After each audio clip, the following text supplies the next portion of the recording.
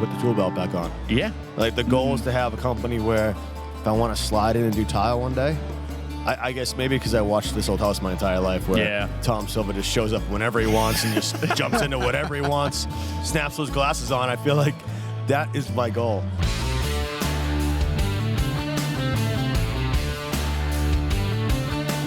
All right, ladies and gentlemen, welcome to the Fine Home Building Podcast. If you couldn't hear from the background, we're doing a special live broadcast from the Pacific Coast Builders Conference in San Francisco, California. I am Justin Fink, joined by the one and only Brian Pontolilo, who we have not had out on the road for quite some time. Say hello, Brian. Hello, Justin. Across the table from me, we have one of our beloved Fine Home Building ambassadors, Johnny Hourihan. Beloved. You can find Johnny. He'll be all over our feeds for the next couple of days here at the show, but you can also find him at Vintage Builders, his new, well, I guess not quite new anymore, probably half a year in, a little more. Yep, he's got his own stickers. You can get in touch. And also on Instagram at Here's Johnny H, right? You got it. And we also have with us Mara Villanueva-Heras. I knew I was going to get the name. She is, remind us of your title, Mara, because you knew I was going to forget it. Vice President of Corporate Marketing for CertainTeed. CertainTeed. Everybody knows CertainTeed, I hope. Siding, insulation, all sorts of things. So we wanted to have Mara on the show today. She's going to share with us some of what CertainTeed is doing in and around the skills gap, which is near and dear to our hearts with our Keep Craft Alive movement. So what do we need to know? I mean, how are businesses responding to this? I mean, we know what we can do from our point of view of trying to raise the level of prestige and make people feel like it's a viable career. It's a little bit different from a corporate and product perspective, I'm guessing. So, what are the conversations happening in your company about this? Well, first, we want to say we're really excited to be connected with Keep Craft Alive. We're the quote-unquote charter sponsor. We joined last year. We were the only sponsor, and we're in with you guys again this year. We have these conversations all the time because the challenge is around getting jobs completed. Obviously, we work with all the trades, both interior and exterior, and labor is a challenge for our customers. And so we're trying to find ways that we can help the industry and our customers for everything from Keep Craft Alive, which we're really excited about, but also we sponsor with Saint-Gobain, our parent company, Youth Build, which actually goes a little earlier in the pipeline, working with sort of at-risk youth, help them get their GED and get them training and get them interested in the trades, and hopefully then going into something like Keep Craft Alive with Skills USA and going on to further that learning. Yeah, okay. So do you typically, it's the kind of the path is to focus people on that Skills USA scholarship kind of an idea? Well, or I think schooling, broader than that, we're even encouraging our customers, our employees participate in career days. We know that for every young person entering the trades, there are 5 that are aging out and retiring. And so there's a definite industry problem. We know there's a little bit of a stigma in many cases to younger folks. We've seen some studies that have said, they kind of feel like there's not enough money, you can pay me to, I think, do the work. But we also know there are a lot of kids, that's their thing, right? Building, creating with their hands and helping them realize a career that they can build out of that passion, and helping them understand that if you look at the stats as well, it shows that oftentimes those with a trade or vocational education are working more than their peers who've gone to college, and certainly more are working in their field of study. Do you mean working more as in they have a higher... Employed. Yes. Frankly, employed, yes. So I think they don't realize the opportunities that exist, and so we're trying to bring awareness, even within our own communities, ways that you can encourage kids, talk to kids. College isn't for everyone. And, kids enter school not sure what they want to do. A lot of them pay a lot of money, spend a lot of time. Yeah. Stop going to school, go back, and it's a fact that folks that enter the trades will typically be working and making money sooner with lower investment and be working longer and more steadily. So we're encouraging that. And then another way that we really support the trades in general, once you're in a position, a lot of people will work for a while and then start their own business. So we have a lot of entrepreneurs in the trades. And companies like us, so besides supporting getting folks into the trade, how do we support our customers that are out there working every day? And so we have installation training, we do on-the-road training, we have rebate programs, loyalty programs, and we even have business building workshops where we bring people together and help them on managing their business and becoming a better business. How do you manage cash flow? How do you hire and retain talent? All social media, all those things. Obviously, we train on products, and we have building science experts that can help customer support. And then another big thing that we do is provide leads. So as a manufacturer, we're out marketing, and we get homeowner leads that we get tens of thousands of leads every year, and we send thousands of leads to contractors to help get business. So is that contractors that are certified CertainTeed contractors? How does that work? We have and we also offer credentialing. So above and beyond traditional installation training, many of our businesses have credential training where you become certified, and in some cases, like in roofing, we will guarantee or warranty the installation as well as the product. So these folks have really gone through thorough training, and we're backing up their labor as well as our product. So it brings a benefit that they can offer versus their competitors in the marketplace. Wait, so tell me a little bit more about the training, though, because I know that some companies, they offer, like, hey, come on out to CertainTeed and we will, do a 2-day all-intensive seminar about how this product works. Is it one of those kind of deals, or is it more like we go to your local lumber yard and we let you know when we're in the neighborhood? We do a lot of things. I know the siding group has Build It tours. Roofing goes out on tours. Roofing also has some separate programs, but we've got insulation, siding, and fence. You guys do everything. Gypsum, drywall.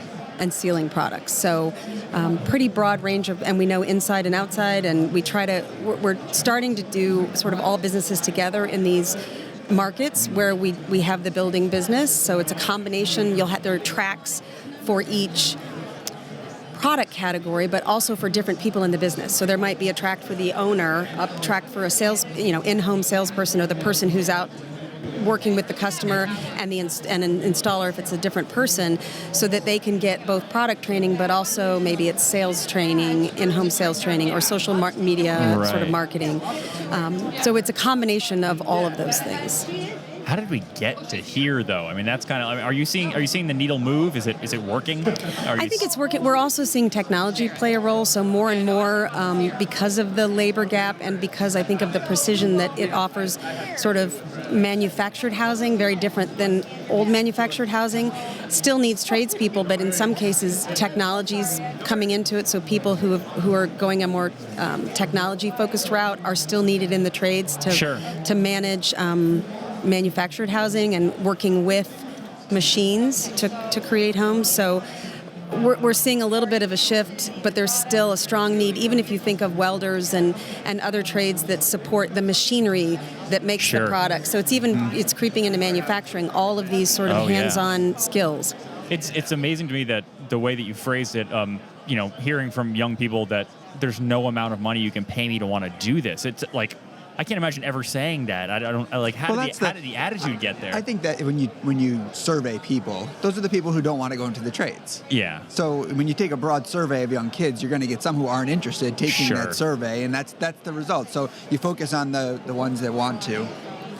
And I do think it's parents too. I'm a step parent, but I had my stepson, I think, wasn't really the college guy. I mean, he's an entrepreneurial mindset, but it wasn't right for him to just go to college and study business and figure it out. And he's really successful in asbestos abatement in New York, makes a ton of money, and has an entrepreneurial mindset, but it was the right thing for him to do. And I think too many parents think the only path is college. And the reality is, and I was talking about it, people with career and technical educations are more likely to be employed than their counterparts with academic credentials, and certainly more likely in the field that they originally studied. And where are you getting that information from? That is U.S. Department of Education report. Yeah. So they are putting their stamp on it. I had not actually heard them kind of put it in black and white. Like, this is where we're at now. They're more likely So I think to be unemployed. It's almost a cultural change as well. That, oh my God, obviously huge. As a manufacturer we can talk about it, but as aunts and uncles and neighbors and family friends and parents, it's talking about the opportunities that can exist. I mean, you start maybe as an apprentice, which is a great way to go because you learn from a professional. You may end up owning a business and employing hundreds of professionals. It's not. I think the stigma is really misplaced. For sure. It's I don't know. Are you getting a lot of that?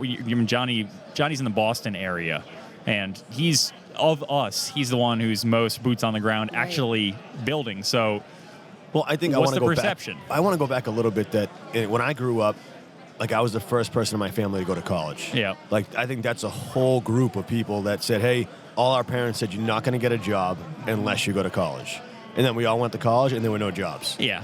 So then we kind of all had a backtrack. I never stopped working throughout that, so it was a different. You get me? Like I was like, all right, I'm going to do this. I didn't actually retain anything until my junior year. Yeah. Like when I was working, going, I can actually use that.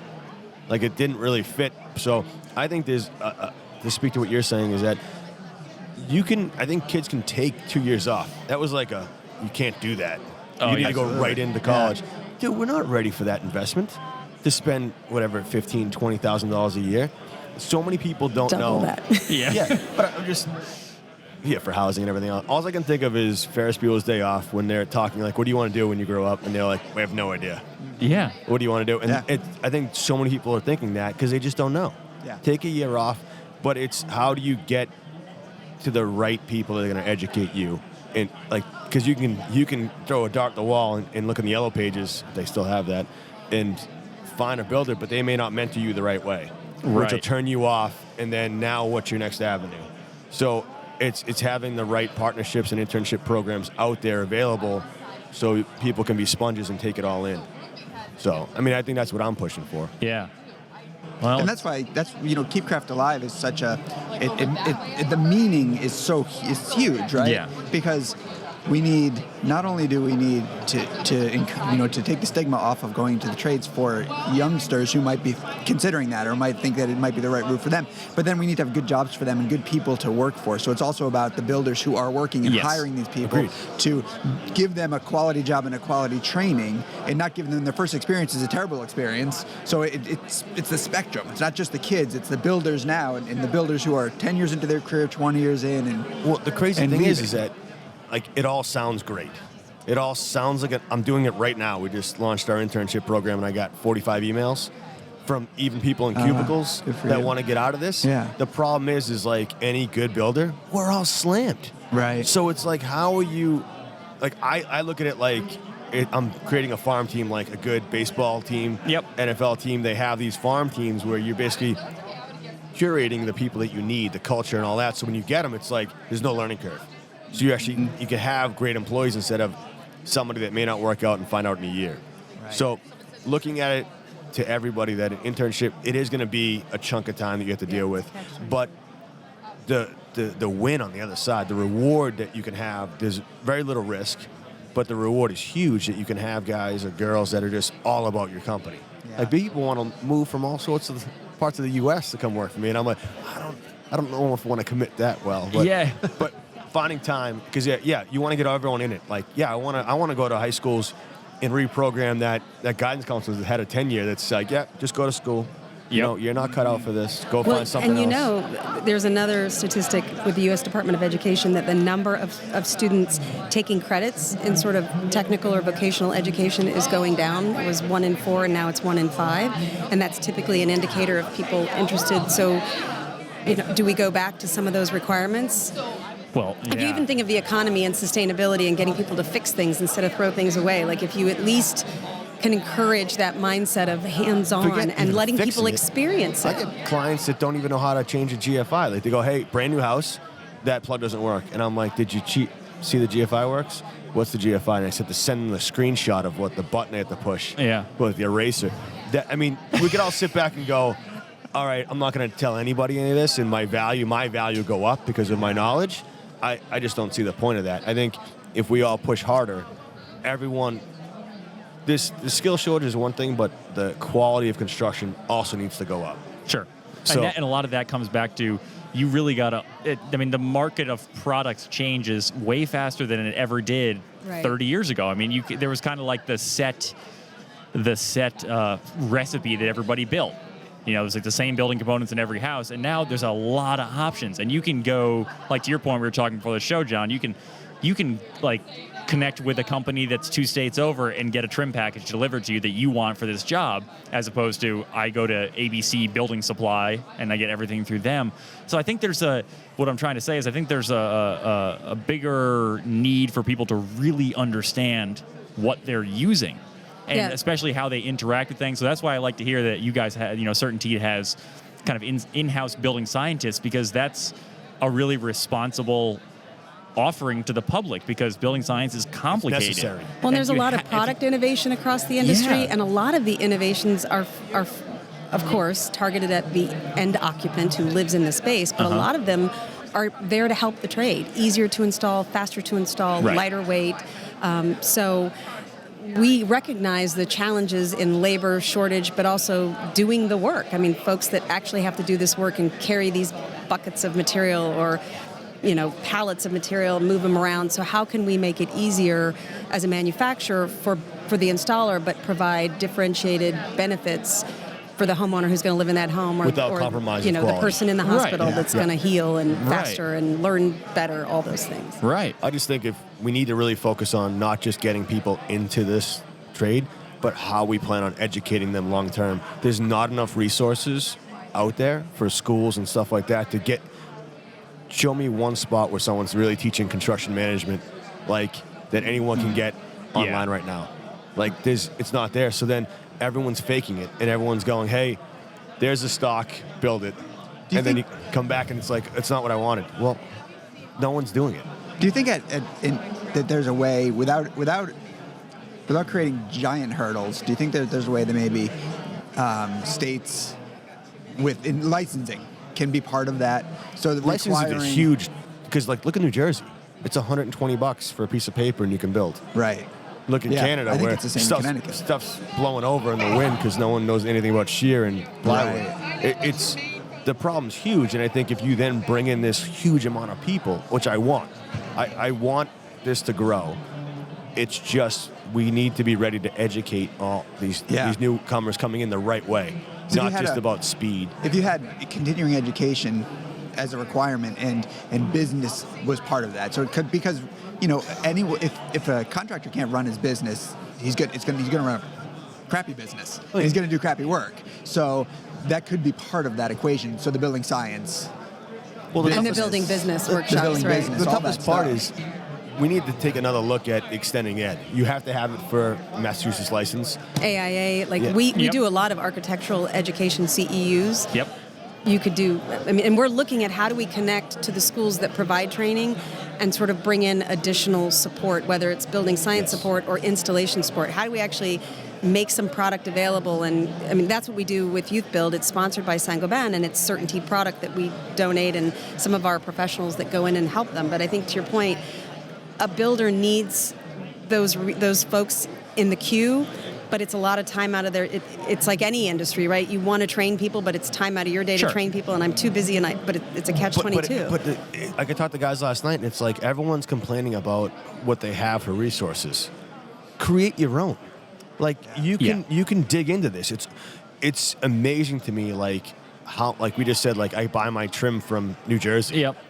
5-6 years ago, that would have been insane. Some people might still.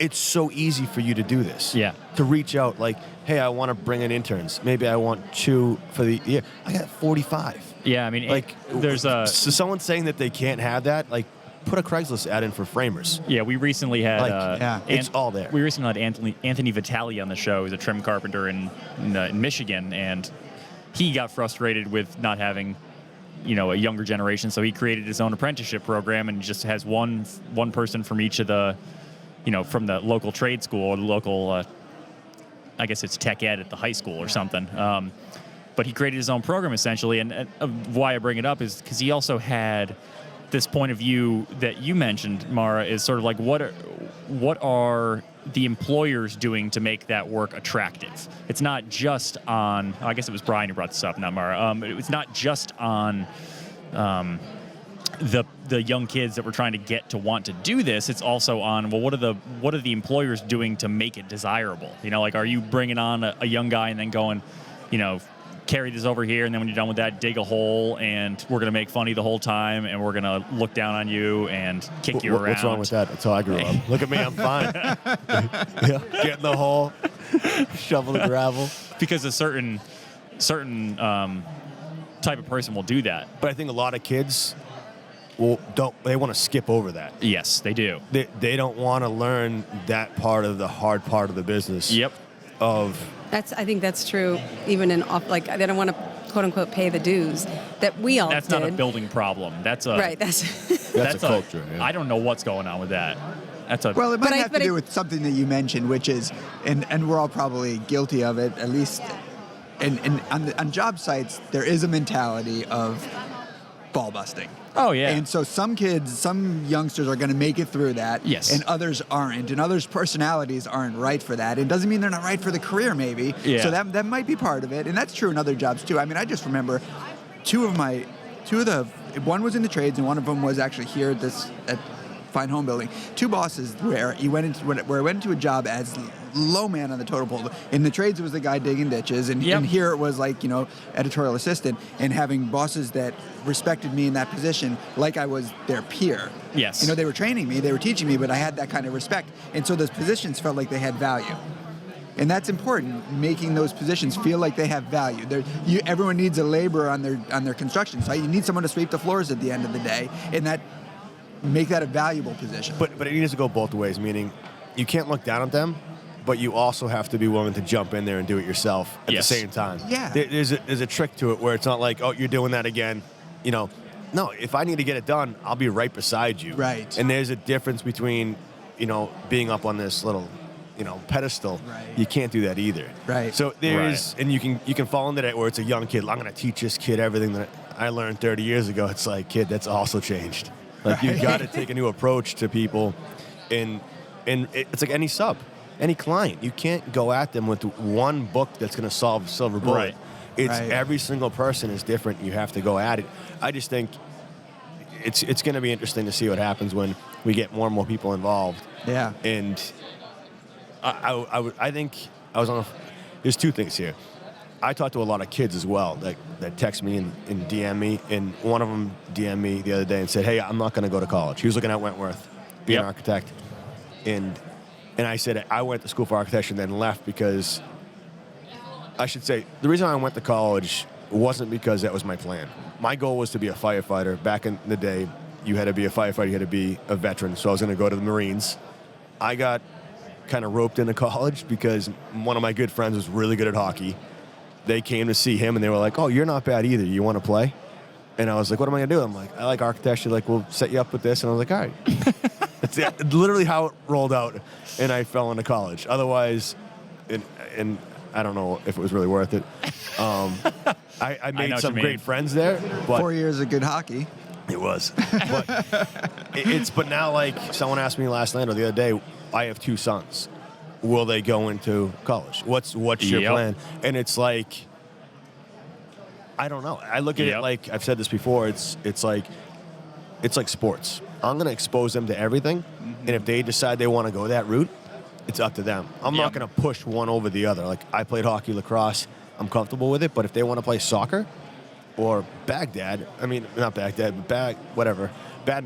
they can do whatever they want. Or Baghdad, if they want to go to Baghdad.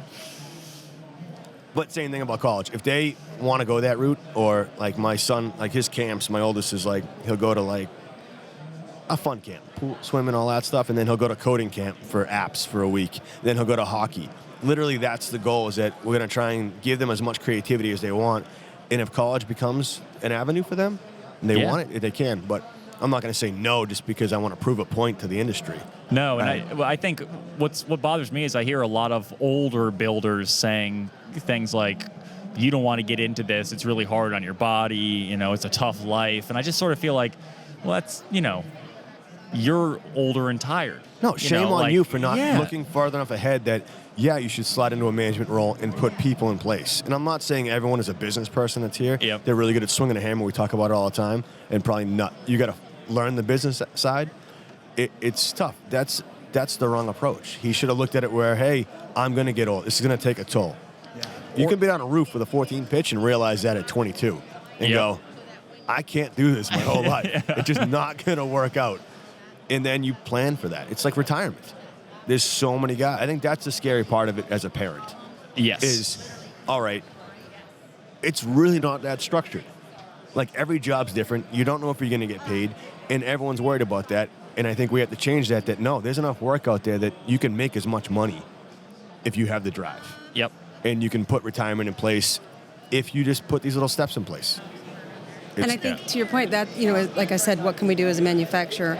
And you were talking about, are the employers making it attractive for the youth? Mm-hmm. Can we make it attractive for these employers and these contractors to have a career? And whether it's great, easy to install products or training, maybe some of the training is that you just gave me an idea of something we can add to our workshops about planning for the future, retirement. How do you make sure that you yourself or you encourage your workers to save money? But another stat, there's a Georgetown Center on Education and the Workforce, 30 million jobs in the U.S. that are over 55,000 don't require a college degree. 30 million jobs. And we all know there are jobs that are going unfilled. Sure. And maybe that's the entry, but there's high potential for other things. To your point, owning your own business, being, in the exterior businesses, maybe you're going to be the salesperson that goes out. You know how it's done because you've done it. Now you're going to go out and go do in-home selling and make commissions. I mean, there's all different ways that your career can expand, or be a site manager. I think there are just so many opportunities that folks don't think of or know about. And so how do we help show what's possible? They don't realize it until they get in a cubicle and go, all right, I might be able to do this for the next 70 years, but is it going to be fun? Yeah. But man, being on a roof, being on a job site, whether you're selling a product or you're building it, there's something about where, my formula for my company, I make the salary I want to make.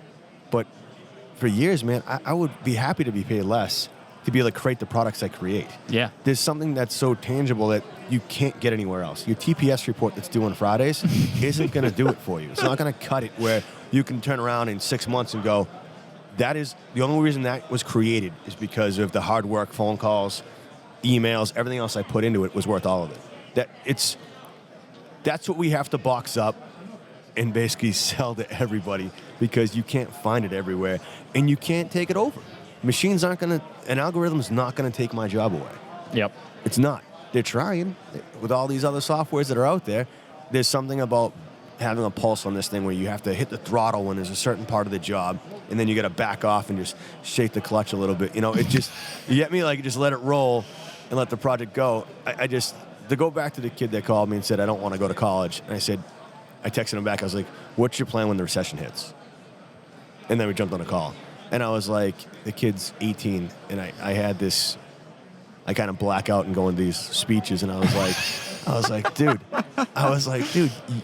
you have the ability to touch and get in touch with everybody. Mm-hmm. Let's say, why not take 2 years off? There's nothing stopping you from going all over this country, meeting with like Brendan the architect in Virginia, my guy, a builder in the West Coast, builder anywhere you want, Hatcliffe Homes, Fox Group, whoever, and stay with them for 6 months to a year and learn as an apprentice. Or the internship program that companies should create and do, like we are, is basically a shadowing, understanding what they want to do, any part of it. But then if they hook up and really love framing, they can then go jump with that framing crew. Mm-hmm. Like, right. We're just giving them exposure to what we do every day. Right. And like, I think kids that are in high school right now could stop, pump the brakes, and then go travel and learn. You would learn from these guys with experience and education at the same time, and you'd walk away in 2 years with a 5-year knowledge base that most guys won't have. And not only that, but like, you don't have to have, and it's great that you guys have kind of either a formal or informal apprenticeship program in the works, but I don't think people need to be limited by that who are looking for something. Like, if I was a trim carpenter business and somebody in high school approached me and said, hey, I don't know anything about trim carpentry, it seems interesting to me, I'm willing to really work and just hang out part-time and get stuff done. You could, if you can pay me minimum wage, that would be awesome. I'd be like, yeah, let's go. Let me prove to you I'm worth something. Yeah, because people, like you said, they're busy. They're not in the mindset of I'm going to go out and find help, or like, I've hired young guys and they don't work. But if you're a young guy interested, where do you want to go? Do you want to go to Arizona for the summer? Find your favorite builder out there Reach out from Instagram. Send them a message and say, can I come work with you? Right now. It's not like you had to email them and get the info at whatever. Yeah. And then they get blown off. Right. Like, you can connect with people. I was told back in high school that the best things are never, like, just advertised for or available. When I wanted to work at the hockey rink that they were building in Walpole, I showed up every day until they gave me a job. Yep. There wasn't a job available, but I just showed up every day until they were like, all right, kid, start the pro shop. Yep. Like, same thing. It is just the kids that have drive will be there. I think we also need to address the kids that don't know. Yep. That don't have, they're timid. Like we talk about it in our podcast, where when you used to go up to the lumberyard desk and there were people standing there, you kind of float around, look at the hammers a little longer until there was no other builders at the desk. They'd be like, I don't really know what I'm talking about. Still do that. But that's the kids that, I think the kids that are driven, that want to just contact you, they're going to be fine no matter what. Yep. It's that huge group that are timid and go, I don't know if they're going to accept me in. It's intimidating for sure. But we're here to tell you it's not. Like, we're all looking for that kid. Like, anyone I hire, like Benny, when we hired him, like we had a guy that was working for us, Kirk. Yep. And Kirk was great. But I remember saying, Ben just took the drawings one day and goes, I'm going to go review the window plan. I want that. Mm-hmm. And then Kirk was like, why didn't you ever give me that? I go, I didn't give it to him. He took it. Yeah. I want people like my bookkeeper now. She's like, well, I did all this, and then I'm doing this next. And then she calls me and goes, I'm conferencing in the bookkeeper and my accountant. I'm like, didn't set it up. But I want those type of people around me that are just going to go, all right, I'm going to take this, I'm going to do it on my own, I'm going to prove to you that I can do this. Sure. That's what any company wants. There's not one guy that's going to be like, no, I want it to be more structured. You have to get approved. No. I want you to think on your own. I don't want to baby you in. Yeah. So any kids listening to this or parents of kids, push it. Help them make connections. And DM us. I'll make a connection for you. Yeah. I don't care. Yeah, same with us. I mean, if you want to get in touch with us, I'm happy to connect you with other builders that we know. And, to Brian's point of starting small, and like being the guy pushing the broom. I mean, I had a job washing dishes when I was coming out of college. I always had 2 jobs. Yep. And like it wasn't beneath me. I saw it as like, I'm going to be the best dishwasher this place has ever seen. And then, in a month, you're doing something else. You're working like you're making desserts. Like, it's not every employer wants that. Just don't mail it in. Just be awesome at it, and you're going to move right out of that spot into something else, and it goes for whatever industry you want to go in. People would drive. They don't want to wait. You're not going to waste a really good resource for long on the more basic tasks. Exactly. My husband started as a dishwasher and owned his own restaurant at 23. Yeah. Because he worked his way up and he had the drive and the desire. I mean, I think the same thing could happen in the trade. You go in as an apprentice, you learn the business, and you say, this is great, I love it, but I have all these ideas, and that's the person that becomes the next entrepreneur. So maybe part of it is making that, and I don't know how necessarily we do this yet, but is making, and Rob was talking about this on the show a couple weeks ago, but making the sort of the career track more understandable for somebody who comes into the trade, so they understand actually where do you start and where do you go, and and you mentioned it, like, you can get prepared for retirement, you can't get prepared for a recession, you can't think like you don't have an employer necessarily, if you're going to end up working for yourself, doing these things for you, giving you your insurance, giving you a retirement, so helping people understand how you do that when you're in the trades. Or it can, and it's also worth understanding that there's no one way to do it. I mean, like, so we have John right here who's running how many projects? 12 projects? And there's six projects. You're probably going to get 12 by the end of this conversation.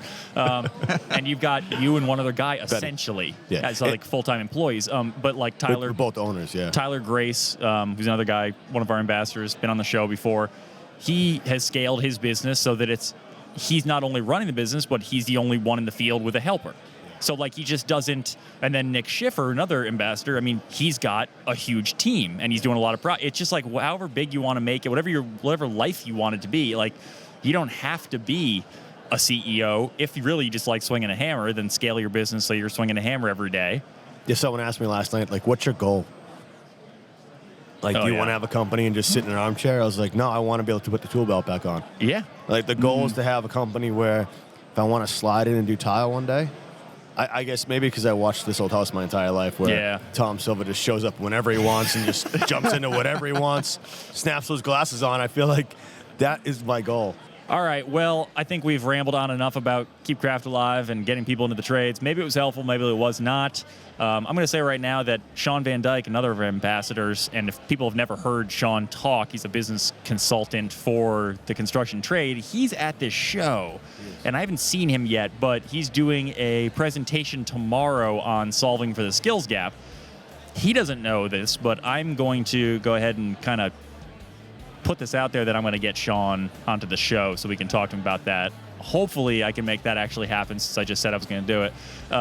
He spoke, I think, at our building business workshop. He did. Yeah. So we had him come and talk to our customers that attended the event. He's fantastic. Hopefully, if we can't get a recording of the show, we can at least get an interview with Sean after to kind of get the high points for everybody. But for now, Mara, thanks so much for joining us. Johnny, as always. And once again, we are coming to you live from PCBC in San Francisco. If you happen to be at the show and you want to come down and visit us, Jeff, what's our booth number here? 2560. And we're going to be here today and tomorrow, Wednesday and Thursday. And don't forget that we're right next door. CertainTeed is right next door. You can see him in the background if you're watching the video. Come say hi to Mara. All right, everybody. Thanks very much, and we'll catch you on the next episode. Don't forget to buy your T-shirts and support Keep Craft Alive. KeepCraftAlive.org. Thanks, and we'll see you on the next episode.